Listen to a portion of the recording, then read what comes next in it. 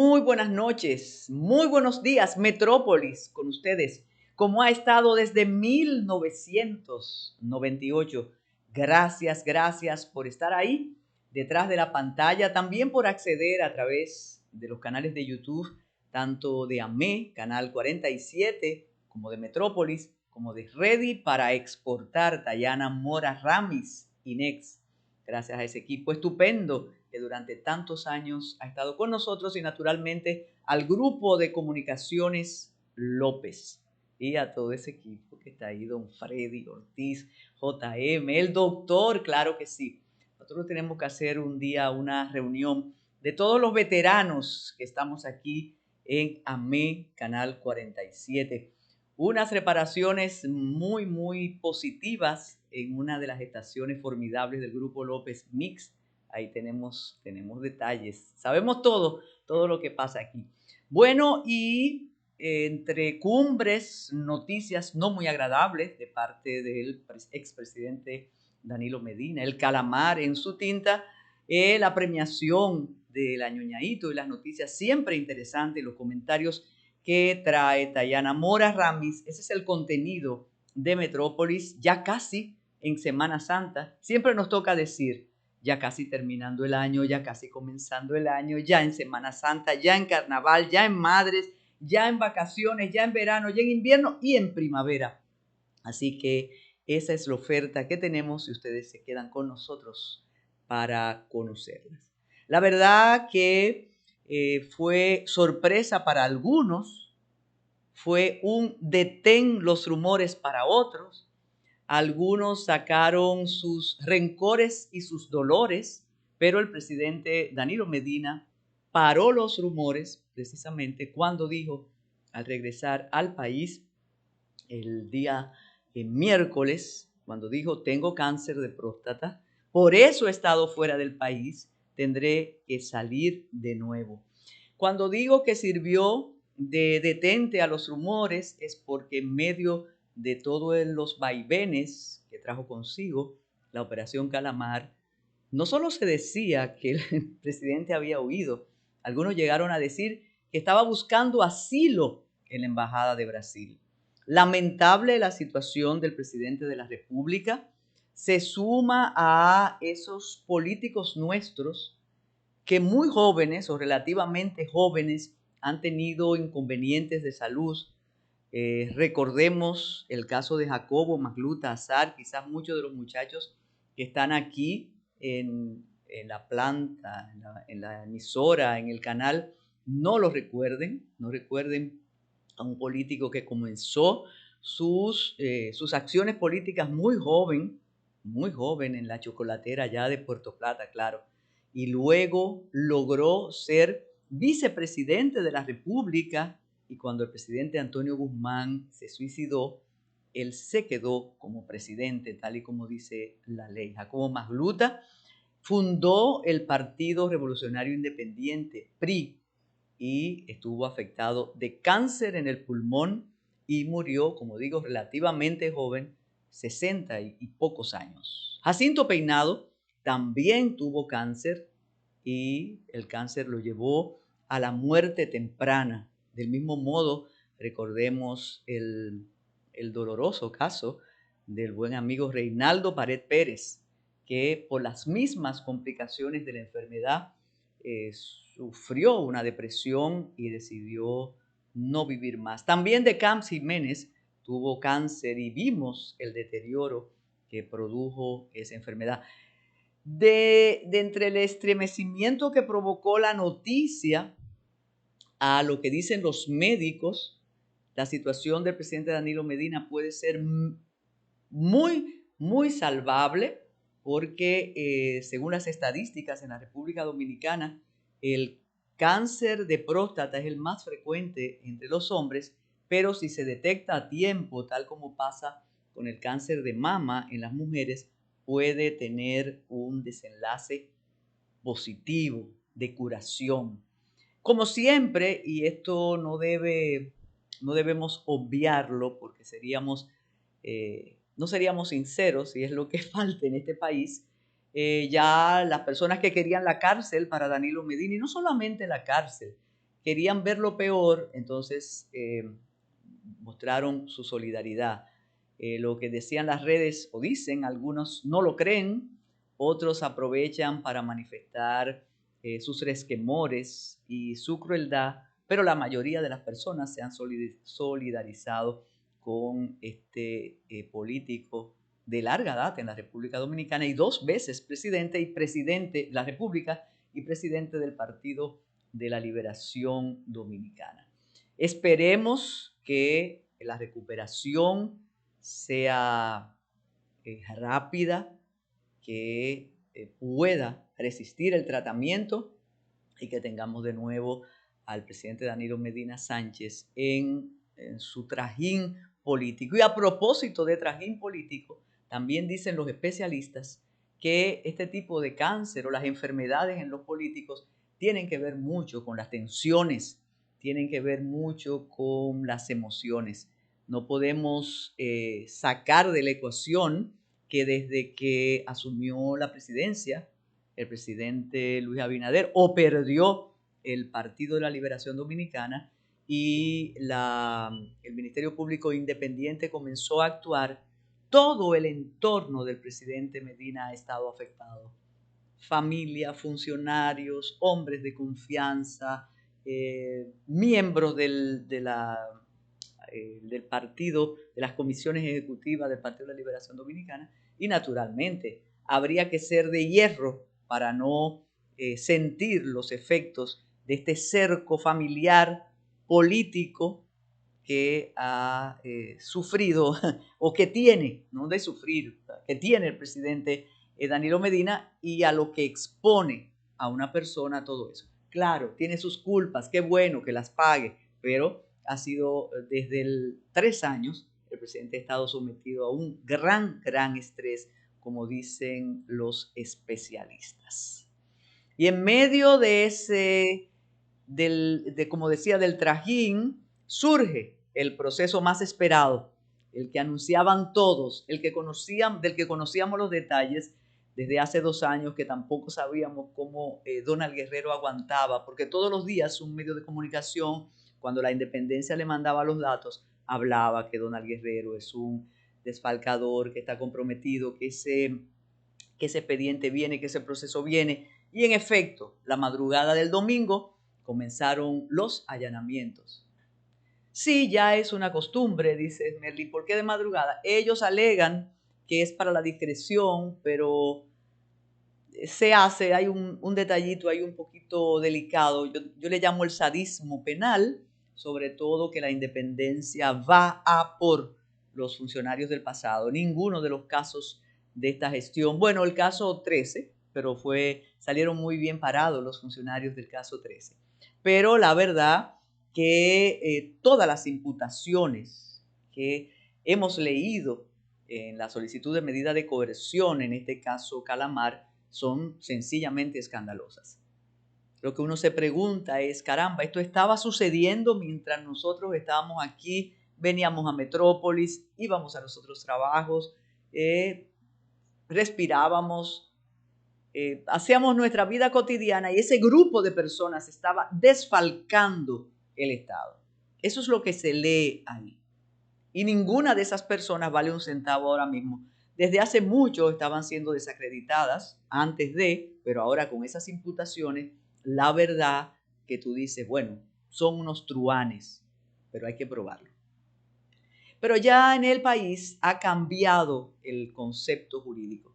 Ya no se es presunto inocente, sino presunto culpable. Todas esas personas tienen sobre sí una carga de culpabilidad que cuando venga la sentencia o de descargo o de condena, reitero, ellos no valen un centavo. Se repite un estilo de la Independencia y es que consiguen unos delatores, unos seres muy particulares que denuncian lo que hicieron y de lo que eran coautores. Al denunciar, entonces se zafan, se libran del peso de la ley. Es decir, durante años yo me alío, me convierto junto a Carlos Polanco y a Smerling aquí hago una asociación de malhechores. Me beneficio de lo mismo que ellos se benefician. Pero si me llaman de la PEPCA, yo digo, no, yo voy a decir que eran ellos los que buscaban el dinero, lo dilapidaban, se lo daban a fulano, un regidor de Samaná, de la alcaldía de Samaná, todo ese asunto. Pero yo me libro porque yo hablé. Yo fui el soplón y yo me libro. Ese es el estilo de investigación que ha tenido la PEPCA, que en una primera fase le ha dado muy buen resultado. El problema es cuando se llega a la jurisdicción de juicio. Esto no se va a quedar así en términos procesales, apenas comienza, pero como dice la honorable Procuradora General de la República, considerada una jurista garantista, acusación no es condena. Pero desde ahí hablan como si todas esas personas estuvieran condenadas. Sabemos, quienes hemos vivido mucho tiempo en este país y conocemos el manejo público, sabemos quiénes son esas personas, sobre todo los que sirven de broker, los que hacen, incluso ahí hay uno que participó en el caso de un senador hace mucho tiempo. Entonces, eso lo sabemos, pero existe el debido proceso. Lo que tenemos que hacer un acuerdo con participación ciudadana, FINJUS, con algunos diputados, senadores y con algunos miembros de la independencia para suspender durante un tiempo el Código Procesal Penal. Entonces decimos, no, todas esas personas son unos ladrones, lavan, se enriquecen de manera ilícita. Ellos merecen una pena de 20 años y después los juzgamos porque, reitero, no vale la presunción de inocencia y menos el debido proceso. Pero el trabajo ha sido arduo, la investigación, como dice la magistrada Jenny Berenice Reynoso, nunca en la región se había hecho algo igual. La verdad que nosotros tenemos récords en eficiencia, como dice el presidente Abinader, en pulcritud, en desarrollo, en estabilidad y récord también en la delincuencia, conforme a lo que dice la PEPCA. Nunca antes algo había ocurrido así, nunca antes había habido tantos ladrones, nunca antes había habido tanto financiamiento ilícito de campaña. Si uno de los que ha hablado habla de todo lo que él ha ayudado a financiar campañas en los últimos 20 años, no, 30, santos no quedarían en el altar. Hay un detalle un poco más delicado, pero esta sociedad se caracteriza por reacciones tardías y como el PLD está contra la pared, hace mucho que no reacciona, aunque quizás ha llegado el momento de que lo haga. Señores, señoras, el candidato a la presidencia por el Partido de la Liberación Dominicana para las elecciones del 2020, en ese entonces, el partido mayoritario de la República Dominicana está privado de libertad. Está acusado. Nunca lo habíamos visto en ese expediente. Nunca lo que filtra la PEPCA a los medios había mencionado a Gonzalo Castillo. Pero esta vez lo buscaron y lo privaron de libertad. A la persona que en las elecciones del 2020 fue de frente y perdió del presidente Abinader, esa persona está privada de su libertad y está imputado por financiamiento ilícito de campaña, que eso lo que tiene, acarrea es multa, pero han añadido enriquecimiento ilícito, asociación de malhechores y lavado de activos. Esto, como hemos dicho desde el principio, tendrá sus consecuencias más políticas que jurídicas, porque finalmente el proceso seguirá su curso. Ellos seguirán presos, privados de libertad. La calle espontánea, verde y dirigida, quiere que ellos se queden presos. No importa más nada. Durante 2 años no se fugó ninguno. Siguieron haciendo su vida. Sobre todo los presuntos, los sospechosos habituales, seguían asistiendo a los mismos lugares sin ningún temor. Pero hay que compadecer la calle. Esto deberá ser probado y, como digo, algunos auguran que esto va a traer una recomposición en el mapa partidista, porque el PLD podría sufrir un estremecimiento y entonces, ¿a dónde van las personas del PLD? A la fuerza del pueblo. ¿Bien? Y entonces, según dicen algunos analistas, Fuerza del Pueblo y PLD arriesgarían el éxito absoluto que tiene hoy el presidente Luis Abinader para su reelección. De modo que así estamos. Hay más y vamos a tener algunos comentarios sobre la visita por primera vez de el presidente de Portugal a la República Dominicana a propósito de la cumbre. Y un detalle muy importante, la presidenta de Honduras, que estuvo viviendo aquí como exiliada, vino como presidenta de la República. La pausa es Merlin Rosario.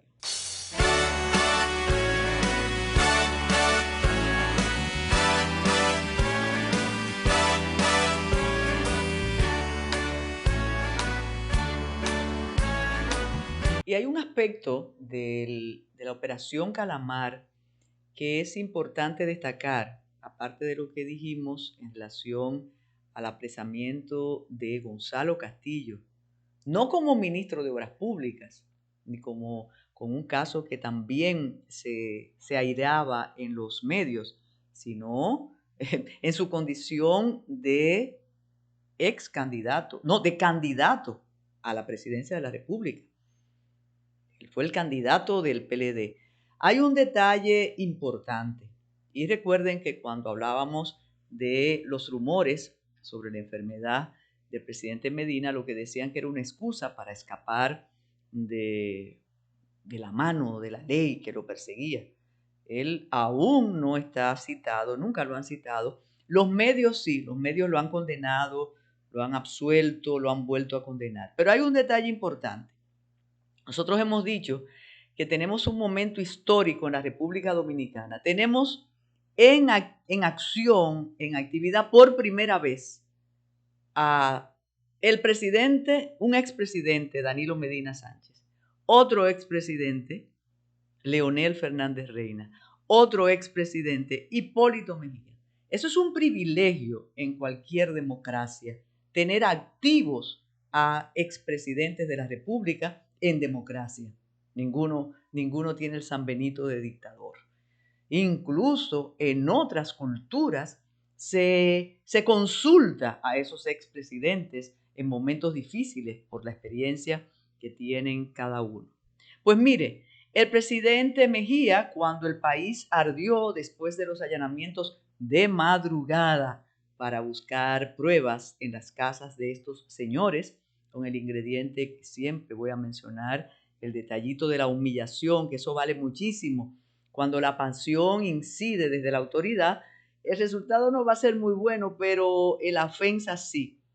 Y el dardo da en el centro del corazón.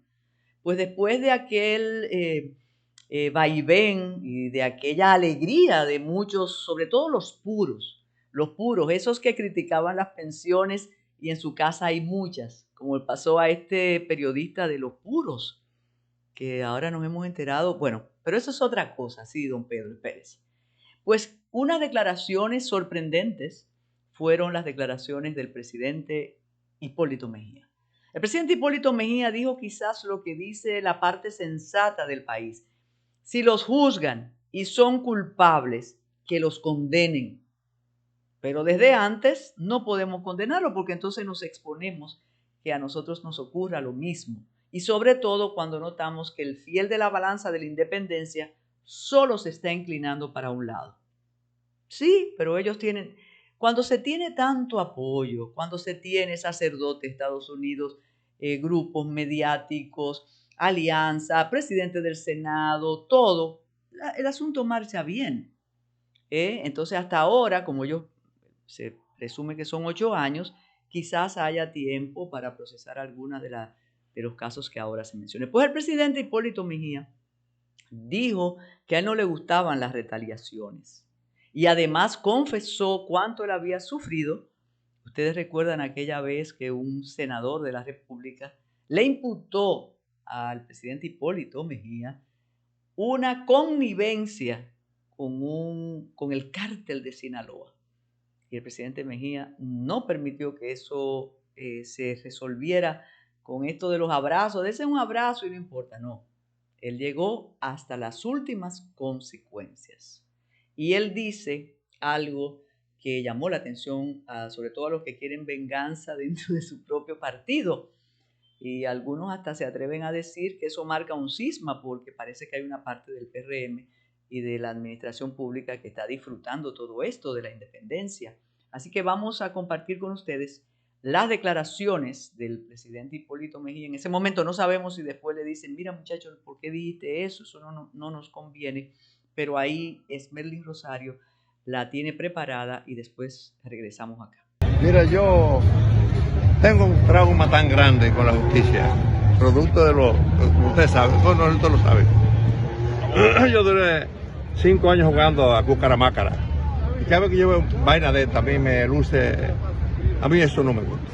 Ahora, el que la hizo, que la pague, dentro de un marco de prudencia.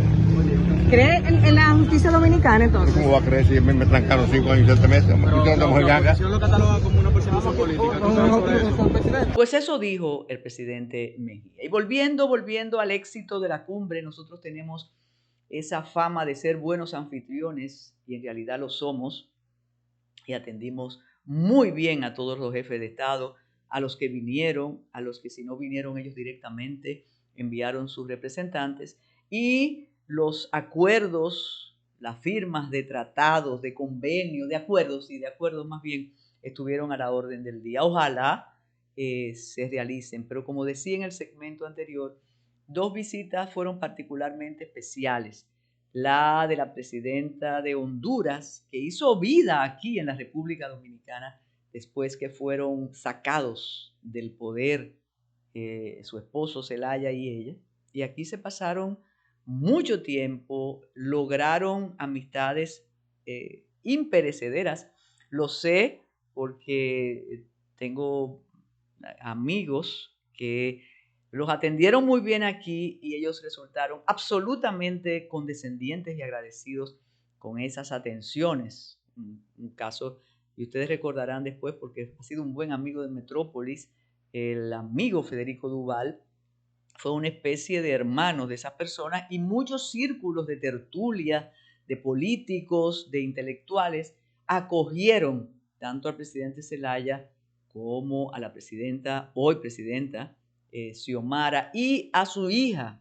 Su hija estudió aquí en la Universidad Pontificia, la Pontificia Universidad Madre y Maestra. De modo que esa fue una experiencia, me imagino, lo que ella siente, y nos imaginamos también que habrá dedicado algún tiempecito de esa agenda tan complicada y tan llena para renovar afectos aquí. Así que si de algo vale, aunque posiblemente ya se marchó Esmerlin, pero un saludo afectuoso a la presidenta de Honduras por sus entrañables recuerdos aquí en la República Dominicana y lazos de afecto aquí. Algo también único que pasó en el contexto de la cumbre fue la presencia por primera vez de un jefe de Estado de Portugal. Eso nunca había ocurrido, por eso fue recibido con la contundencia que se necesita, ¿no? Lo del rey es otra cosa, pero es la primera vez que llegaba un representante de Portugal. Carlos Polanco nos dice que si vamos a hablar del tránsito, bueno, ellos advirtieron que el asunto del tránsito iba a ser problemático, pero es un asunto de seguridad. No solo en el hotel donde estaban, sino en la ruta donde se realizaron las reuniones. Pero creo que sacamos 100 en esa reunión y ojalá los efectos positivos de tantos acuerdos, tantos intercambios resulten. Un poco sirvió para distraernos de algunas noticias no tan agradables. No podemos terminar Metrópolis, ni terminar la semana, ni comenzar la otra sin mencionar los asuntos relacionados con la violencia, la delincuencia, esa manera de irrespetar a la autoridad que ya algunos dicen que ya se acostumbraron. Ahora después que la policía tiene una unidad antirruidos, lo que hacen en los distintos lugares, en los distintos barrios cuando va la policía, es sencillamente recibir a la policía con armas. Y como decíamos la semana pasada, hay una impunidad que tiene efectos tan terribles como la impunidad de cuello blanco y la de los políticos, la de la corrupción administrativa, que esa impunidad de cada esquina, esa impunidad de estos muchachos que disparan, agreden y no sabemos qué hacer con ellos. La inseguridad no ha mejorado. Bueno, hay unas estadísticas, me dicen aquí, sí, y el ministro de Interior y Policía fue a San Cristóbal llevando su país seguro, pero nada más hay que hacer un repaso de las informaciones cotidianas, aparte de todo el horror que está ocurriendo en las escuelas, entre los jóvenes, para saber que las noticias no son muy halagadoras. Pero cuando en medio de tantos problemas, de sequía, de carestía de alimentos, hay un calamar en su tinta, nosotros nos entretenemos bastante, y parte de la entretención también tuvo que ver con la entrega de los premios soberanos, y sobre eso vamos a hablar después de esta pausa. Adelante de nuevo, Esmerlín.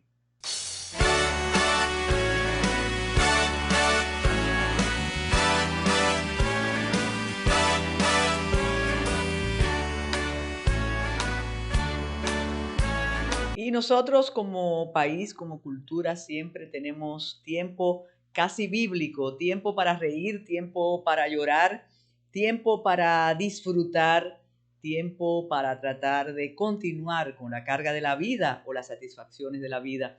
Y la verdad que después de la pandemia no se habían celebrado los premios soberanos, o la entrega del soberano. Siempre hay críticas para la ceremonia, para los premiados. Lamentablemente, una persona que durante un tiempo fue una especie de ícono del humor, el imitador inimitable Julio Zavala, no le fue muy bien en la ceremonia, ha recibido muchísimas críticas, pero si hubo un segmento interesante, hermoso en la ceremonia, fue lo alusivo a Luis Segura, el Añoñaíto, y también el homenaje a los años de carrera de Wasson Brazoban. No nos vamos a referir al asunto de los urbanos, eso lo dejamos aquí a Jaín, ¿verdad?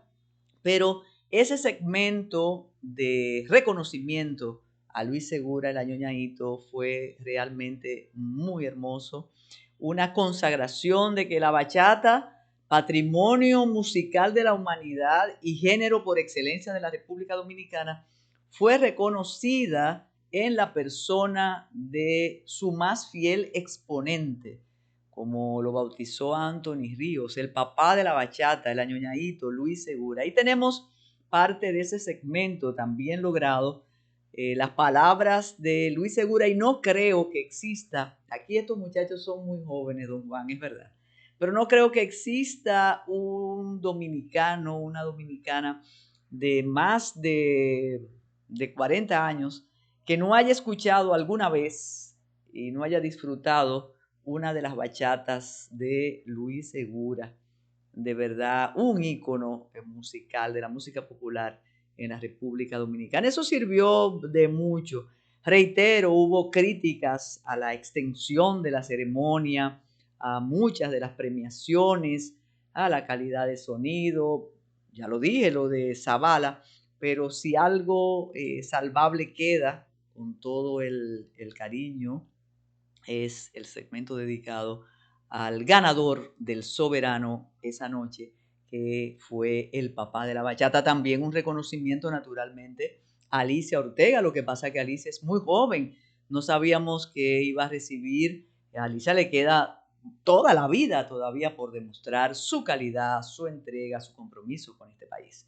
Ahí vamos, Esmerlin, con los segmentos de la bachata dedicado a el ganador del soberano. Y esperen como siempre, ready para exportar con Dayana Mora Ramis. Cuántas emociones y cuánto talento.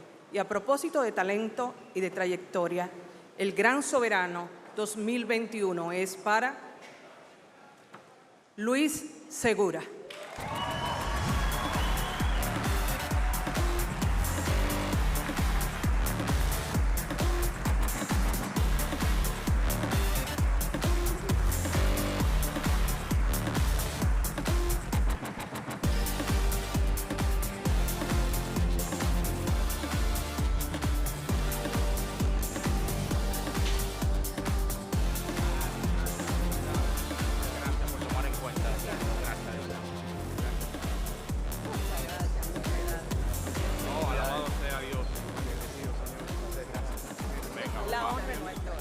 Don Luis, aquí, por favor.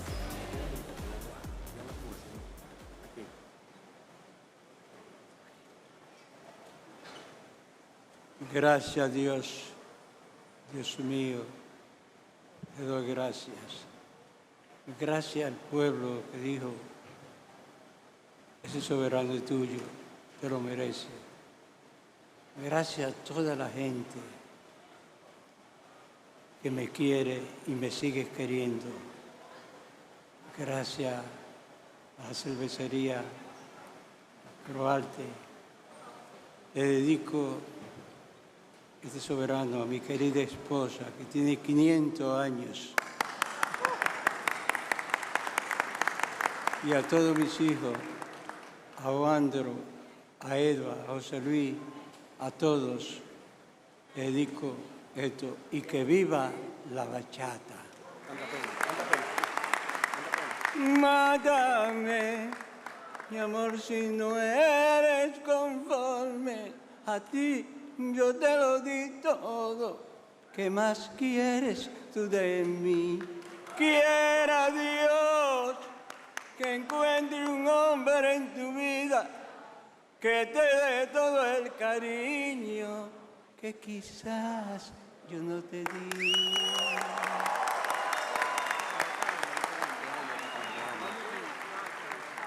Gracias, papá Dios, gracias, gracias, gracias, señores, gracias. Ven para acá, papá. Vamos a pararnos aquí ahora para hacer una foto con el otro gran soberano del 2022.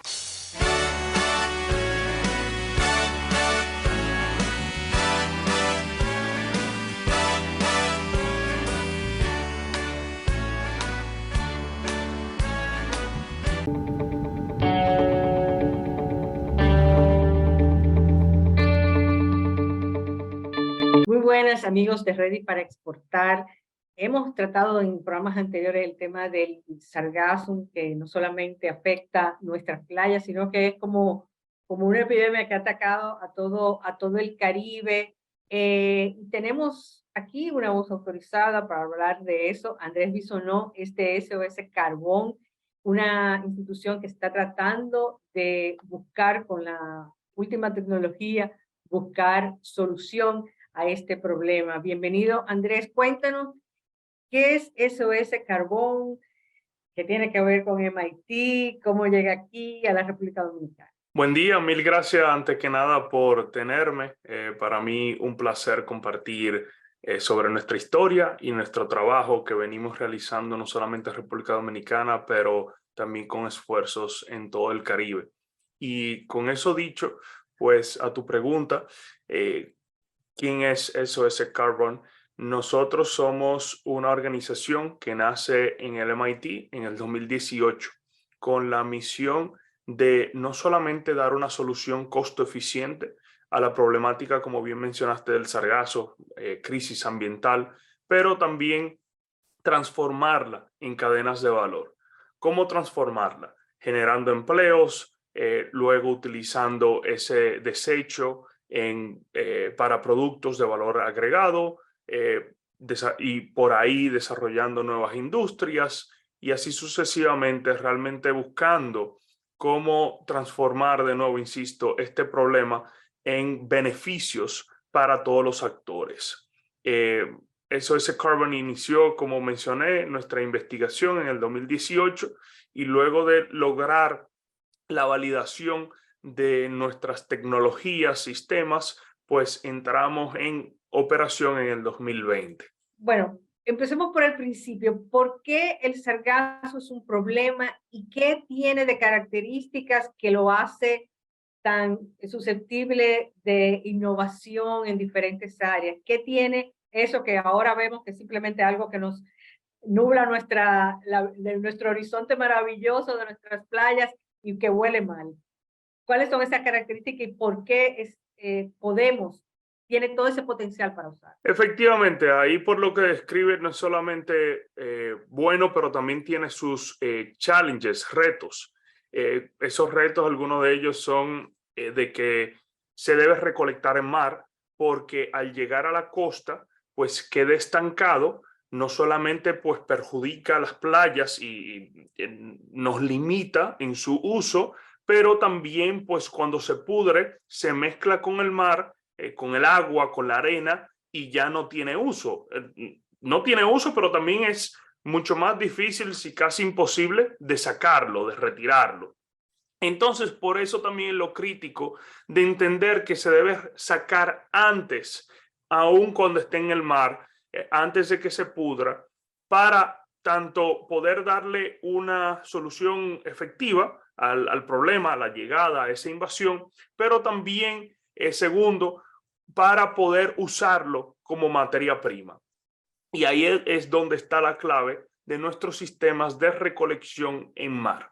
Entonces, ahora bien, en la parte del aprovechamiento, se ha visto que tiene muchas propiedades que pueden ser esenciales o muy útiles en diversas industrias, desde tema de agricultura, como hasta para bioplásticos, como para productos humanos, como cosméticos, entre otros. Y es algo que a medida que seguimos avanzando en lo que es la investigación y desarrollo, la esencia nuestra desde un principio, pues podemos también seguir aprovechando y sacándole valor a esta gran problemática. ¿Y cuál es esas innovaciones, esa tecnología que se desarrolló en el Massachusetts Institute of Technology, ¿no? Que lo hace diferente tal vez a otros proyectos que están tratando de resolver este mismo problema? Claro, buenísimo. Y algo sumamente importante, porque nosotros desde un principio nos dimos la tarea de primero conocer las zonas a operar y las características de esas áreas. También cuáles herramientas ya tenían esas áreas. ¿A qué me refiero? Todos conocemos que en el Caribe y más nuestras zonas costeras, refiriéndome a ellas, cuentan con un sinnúmero de embarcaciones artesanales, porque es el método de que los pescadores de esas comunidades pues han sabido pues mantenerse de la pesca y de los recursos costeros y marinos. Entonces, si bien muchas veces lo simple lo vemos como algo obsoleto casi, en muchas ocasiones es la clave de desarrollar métodos, actividades que sean sostenibles en el tiempo. Más que nada en países emergentes, países en vía de desarrollo como prácticamente lo es todo el Caribe, toda nuestra región. Entonces nosotros entendiendo eso y buscando vías de integrar esa infraestructura existente, esas comunidades por igual, más importante aún para generar empleos, pues desarrollamos un mecanismo que se le adapta a estas embarcaciones artesanales, empleamos a los pescadores y otras comunidades costeras para lo que es la recolección en alta capacidad, en alta escala. Y así permitiéndonos también, utilizando esa infraestructura, pues escalar de la forma más eficiente y más rápido, como tanto amerita el problema, como también puede haber una demanda de los sectores turísticos. Oh, extraordinario. Entonces es una forma de vida para muchas de esas comunidades. Y una vez esto se recoge, entonces van a un centro donde ustedes procesan el sargazo. En este momento estamos trabajando en la segunda etapa, vamos a decir, que sería lo del centro del procesamiento. Nosotros nos hemos estado enfocando en desarrollar y mejorar cada vez lo que es la recolección como vía de resolver el problema que representa el sargazo para el medio ambiente, comunidades y turismo, y de ahí entonces seguir escalando a esas otras áreas de valor agregado. Lo que sí venimos haciendo ya desde el año pasado es creando un ecosistema que, bueno, siempre lo venimos haciendo, pero ahora también enfocado en lo que son grupos que se han desarrollado un expertise en lo que es el procesamiento. Por ejemplo, el año pasado exportamos 5 contenedores de sargazo fresco a Finlandia, para allá un socio que está haciendo cosméticos y otros productos de consumo humano. Y asimismo venimos trabajando con más de 10 organizaciones en 5 países diferentes en lo que es el procesamiento. Mencioné anteriormente algunas de estas áreas como bioplásticos, que también es un área de suma importancia en lo que buscamos nuevos productos sostenibles y responsables ante el medio ambiente. Y el tema de los fertilizantes, porque ahora, a partir de la invasión rusa de Ucrania, hemos tenido un impacto muy fuerte del costo de los fertilizantes. ¿Es una tecnología que ya existe o estamos todavía experimentando para poder usar el sargazo como fertilizante? Así es, eso es una parte muy importante y te comparto que es a lo interno, incluso una de las enfoques principales que le estamos dando a lo que es la transformación del sargazo. No solamente por lo que acabas de mencionar, de lo que está pasando o viene pasando a nivel de los fertilizantes químicos y temas también de precios, pero también del uso inapropiado. ¿Por qué uso inapropiado? Porque al ser estos fertilizantes químicos y muchas veces el agricultor no entender la mejor forma de emplearlo, simplemente es como que utilizándolo de manera desproporcionada, pues generan también un desbalance al estos componentes eventualmente llegar a nuestros ríos y luego a nuestros océanos. Y bueno, eso genera incluso lo que es o agrega a lo que es el mismo problema del sargazo. Con eso dicho, pues el bioestimulante que estamos trabajando, pues no solamente busca reducir la dependencia de los fertilizantes químicos, pero más importante aún, incrementar los frutos que dan esos cultivos, también hacerlos más resilientes a los al mismo cambio climático que estamos experimentando, como es sequías, cambios de temperatura, entre otros beneficios que ya hemos visto puede tener estos bioestimulantes hechos en base del sargazo. Son muy buenas noticias, sobre todo a nuestro cultivo orgánico, que es uno de las exportaciones más importantes de la República Dominicana. Qué interesante que nuestro país esté envuelto aquí en lo último de esta tecnología para aprovechar y solucionar este problema. ¿En qué parte de la República Dominicana ustedes están trabajando en estos momentos? ¿Y cómo otras comunidades que tal vez les interesaría ser parte de esto, cómo pueden unir? Buen punto, porque eso que tocas de cómo ser parte es esencial para lo que es la toma eficiente de acciones climáticas.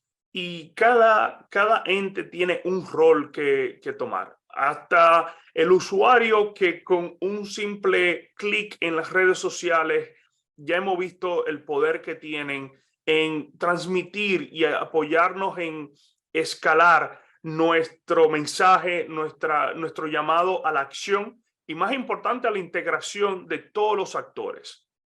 Con eso dicho, a tu primera parte de la pregunta, ¿dónde estamos? Venimos operando en Punta Cana principalmente, que irónicamente es nuestro principal polo turístico, como también nuestra principal zona afectada por el sargazo. Asimismo, hemos trabajado en Barahona, en su momento que se presentó una crisis prácticamente por el nivel de sargazo que entró a la bahía, en ese momento apoyando al Ministerio de Medio Ambiente. Y asimismo, venimos también trabajando en Santo Domingo en lo que es la parte de investigación y desarrollo. Ahora, no solamente trabajando directamente con la academia local, desde INTEC, UNIBE, UFEC, como también recientemente desarrollando una alianza con el laboratorio de la DGA, que es súper avanzado en lo que es materia de equipos, para también poder entre todos de nuevo, cada uno aportando y teniendo un rol en lo que es esta misión de transformar problemas ambientales en cadenas de valor. Asimismo, no solamente estamos en la República Dominicana, pero también trabajamos en México y en Antigua y Barbuda. O sea que siempre ansiosos de seguir escalando y apoyando a toda la región en lo que es el manejo de esta crisis. Y las ONGs o grupos que quieran saber más y tal vez beneficiar a su comunidad también pueden ponerse en contacto con ustedes, ¿no? De nuevo, cada uno tiene una participación y más cuando se trata también de esas líderes comunitarios. Por ejemplo, nosotros trabajamos en Punta Cana muy de cerca, bueno, como mencionaba anteriormente, con los pescadores, pero asimismo con las asociaciones de pescadores. Y de nuevo, cada uno pues asume la parte que le corresponde y claro, también no solamente aportando, pero por igual recibiendo, porque de eso se trata, de tener una actividad sostenible, de que cada uno por igual se lleve sus propios beneficios, incluyendo el mismo turismo, que si bien se pudiera ver de que el turismo o los gobiernos han quedado con la responsabilidad de pagar por lo que es este saneamiento ambiental, claro, están pagando, pero pagan porque se ahorran costos que le genera otros métodos de tomar acción o los costos indirectos que tienen por pérdida de turismo, por el problema que causa el sargazo. Entonces, de nuevo, cada uno puede tener sus propios beneficios trabajando en unión. Bueno, Andrés, se nos acaba el tiempo, pero qué bueno ver la juventud dominicana trabajando y aportando y que estamos ya conectados a las soluciones internacionales, a los que están trabajando esto de la forma más avanzada, de manera que, pero también aterrizándolo, como tú dices, a la comunidad para hacerlo sostenible. Muchísimas gracias, Andrés Bisonó de SOS Carbón, por estar con nosotros hoy, y a ustedes, muchas gracias por su sintonía. Los esperamos la próxima semana en Ready para Exportar y en Metrópolis.